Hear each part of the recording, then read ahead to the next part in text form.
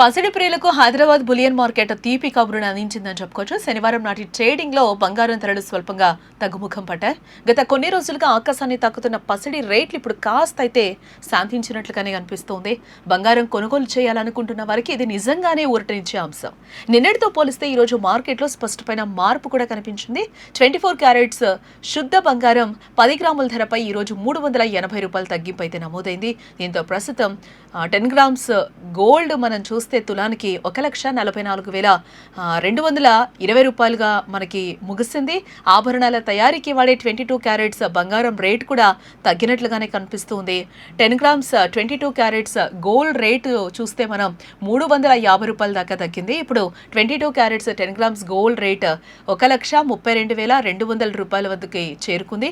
శుక్రవారం నాటి మార్కెట్ పరిస్థితులను గమనిస్తే ధరలు నిలకడగా ఉన్నట్లే కనిపిస్తూ ఉన్నాయి. నిన్నటి వరకు కొనసాగిన గరిష్ట రేట్లతో పసిడి కొనుగోలుదారులు తీవ్ర ఆందోళనలో పడ్డారు. మున్ముందు పండుగల సీజన్ రావడం, శుభకార్యాల దగ్గర పడుతూ ఉండడంతో వినియోగదారులు కూడా దిగులు చెందారు. శనివారం ఉదయానికే వ్యాపారులు ఈ కొత్త తగ్గిన ధరలను ప్రకటించారు. స్వల్పంగా తగ్గిన రేట్లను చూసి కస్టమర్లు సంతోషం వ్యక్తం చేస్తూ ఉన్నారు. అటు మరోవైపు వెండి రేట్లలో ఎలాంటి మార్పు కూడా కనిపించట్లేదు. వెండి ధరలు మార్కెట్లో అత్యంత స్థిరంగా కొనసాగుతూ ఉన్నాయి. శనివారం కిలో వెండి రేట్ మనం చూస్తే ₹2,35,000 వద్దే నిలకడగా ఉంది.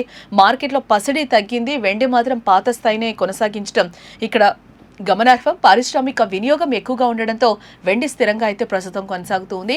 తెలుగు రాష్ట్రాల వ్యాప్తంగా వివిధ నగరాల్లో ధరల్లో స్వల్ప తేడాలుండే అవకాశం అయితే ఉంది. హైదరాబాద్, విజయవాడ, విశాఖపట్నం, వరంగల్ నగరాల మధ్య స్వల్ప మార్పులు అయితే కనిపిస్తూ ఉన్నాయి. ప్రాంతీయ పన్నులు, రవాణా ఖర్చుల ఆధారంగా ఈ వ్యత్యాసాలు అయితే ఖచ్చితంగా ఉంటాయి. బులియన్ వ్యాపారులు చెప్పిన వివరాల ప్రకారం స్థానిక మార్కెట్లను బట్టి కొద్దిపాటి ధరల తేడా రావడం సాధారణమే.